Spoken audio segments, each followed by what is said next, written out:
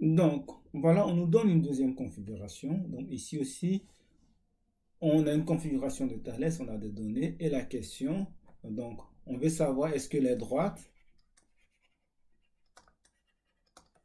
PM et QL sont-elles parallèles?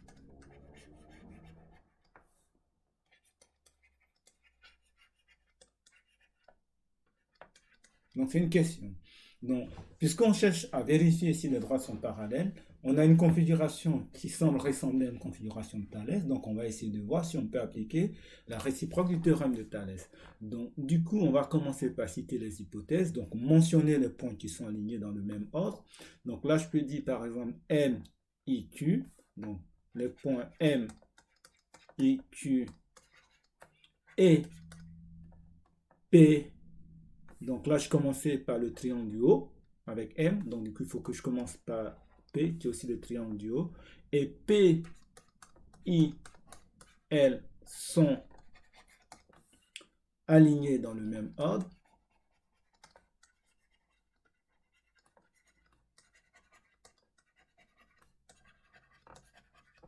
Donc on voit qu'ici, dans notre hypothèse, on ne peut pas parler de droite parallèle parce qu'on cherche à vérifier si les droites sont parallèles. Donc on va faire d'une part, comme on a fait de l'autre côté, d'une part.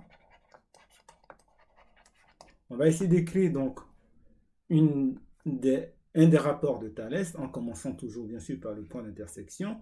Donc je vais commencer par le triangle 1 sur le triangle 2. D'une part, je calcule IP sur IL. Donc IP sur IL. Ça nous fait donc IP, ça fait 5. IL, ça fait 10. Je simplifie cette fraction par 5, ça me fait 1 demi. D'autre part, je calcule le deuxième rapport possible. Donc ça va, j'ai commencé par le triangle 1, donc c'est IM cette fois-ci, sur IQ. Là, il faut faire attention, si ici vous avez commencé par un côté du triangle 1, là aussi, en haut, il faut commencer par un côté du triangle 1. Bien sûr, en commençant toujours par le point d'intersection. Donc, IM sur IQ, ça fait 6 divisé par 12. Et si je simplifie cette fraction par 2, ça me fait 1 demi. Donc là, qu'est-ce qu'on constate? On voit que les deux sont égaux. Donc, comme IP sur IL égale à IM sur IQ, alors on peut affirmer que d'après, donc cette fois-ci comme c'est égal, c'est d'après la réciproque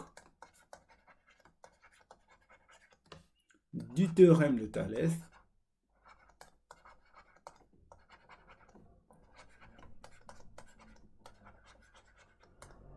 on a donc QL qui est bien parallèle à PM. Donc voilà, on a vu deux cas. Un premier cas où les rapports ne sont pas égaux. Donc dans ce cas, on parle de contraposer en disant que les droites ne sont pas parallèles. Dans un deuxième cas où les rapports sont égaux, on parle de réciproque de Thalès et on dit que les droites sont parallèles. Donc en résumé, qu'est-ce qu'il faut retenir pour la réciproque de Thalès? Donc, sachez que dans ce cas, c'est quand vous cherchez à prouver que deux droites sont parallèles ou pas. Donc il faut regarder si la configuration ressemble un peu à celle de Thalès. Et si vous avez suffisamment de données pour calculer deux rapports différents. Donc, l'hypothèse, c'est de mentionner, d'abord vous commencez par mentionner les points qui sont alignés dans le même ordre. Donc, si vous commencez par le point du petit du triangle 1, il faut aller aussi, par exemple, triangle 1 vers triangle 2. Il faudra que ça soit dans le même ordre. Donc, mentionner les points qui sont alignés dans le même ordre.